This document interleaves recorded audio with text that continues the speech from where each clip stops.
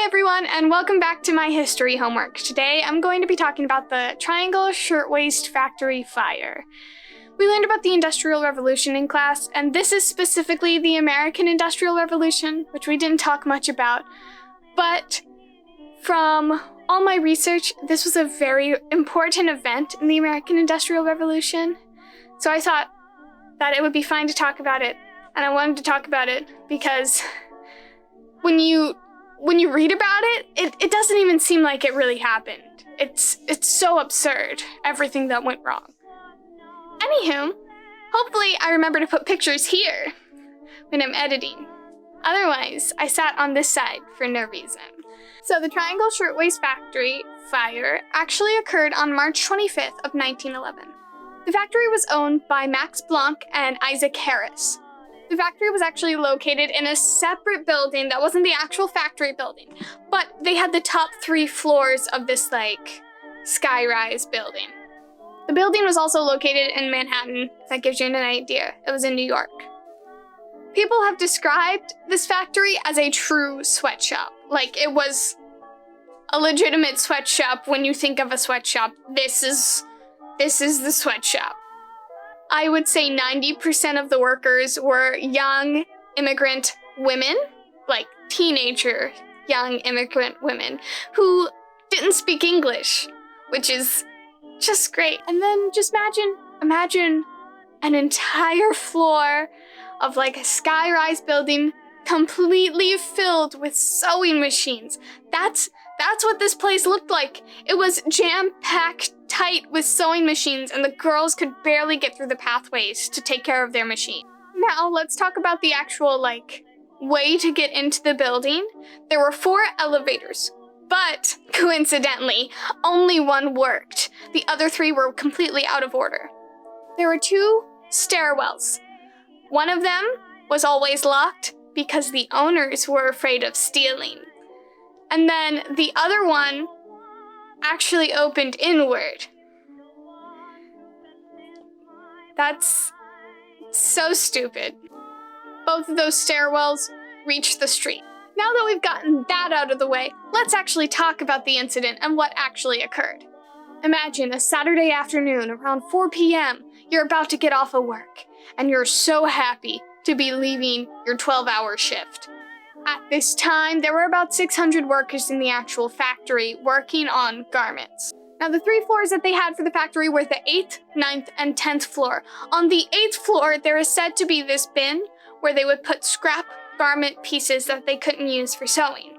Well, someone had the wise idea to light a cigarette and then throw it in there. That's how the fire started. Now, instead of fire extinguishers during this time, they had water buckets.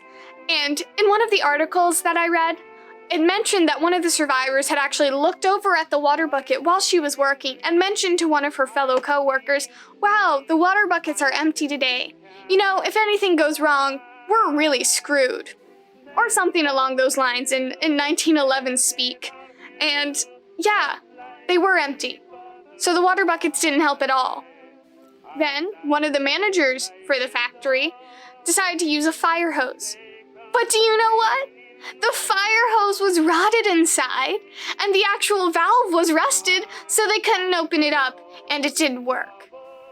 Now, what I didn't mention before is that the only pathway to get to the elevator was this very narrow pathway. Not many people could get through, but that was the only feasible exit for these girls, so they all started lining up in this narrow pathway, trying to get to the elevator. A problem with the elevator was that it could only hold 12 people, and in the end, it only made 4 trips before the elevator actually broke because of the flames and the heat coming from the fire. The next bright idea that all these girls had was to jump down the elevator shaft, or it was mentioned in one of the articles that one of the girls grabbed onto the elevator line and held it all the way down. Of course, this did break her legs and her arm, but she did escape. Of course, not as many of the other girls were that smart or were that quick, I guess, and they didn't all survive the fall. Now you're probably saying, what about those staircases? You know, the fire escape. Well, the girls did try to do that. Many of the girls did run down one of the staircases, and when they eventually got to the bottom where we're supposed to meet up with the street, they realized the door is locked and they couldn't get out. They didn't have a very good time either, and most of them didn't survive. Now what about that other staircase that we had mentioned, the one that opened inwards? Eventually, they got onto that, but the fire escape was so old and so poorly taken care of that it bent and cracked under the weight of all the women walking down it, and eventually fell off the building. Wonderful. Now, most of this chaos that I've just mentioned really only happened on the 8th floor because that's where the fire started. The upper floors had a chance to get out quicker than the rest of the floors. The 10th floor, that was on the top, they actually ran to the roof and hopped from their building to another to get out, and that's how most of them escaped. Eventually, the firefighters finally arrived. When they did arrive, many of the girls started jumping from the windows of the building down to the street below them. The firefighters weren't ready to catch them at this point, and many of them fell to their deaths.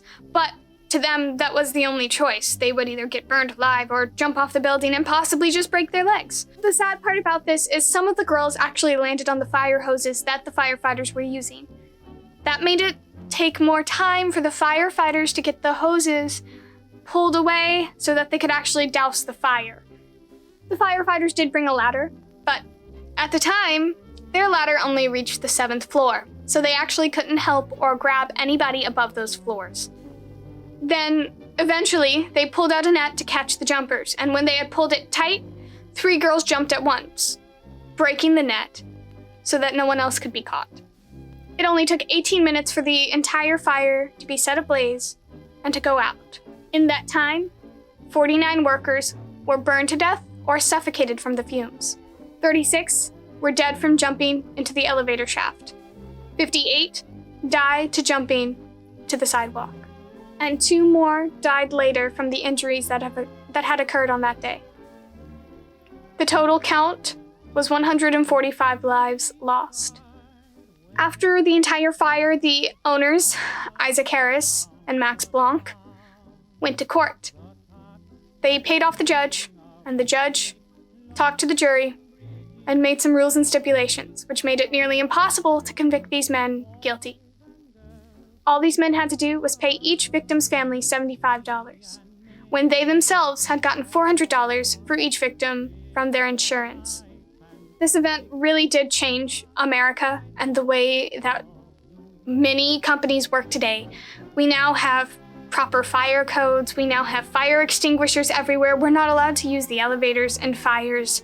Everything is always checked. We have fire drills. It changed the way that America really worked at that time, and many people noticed how unsafe their environments were.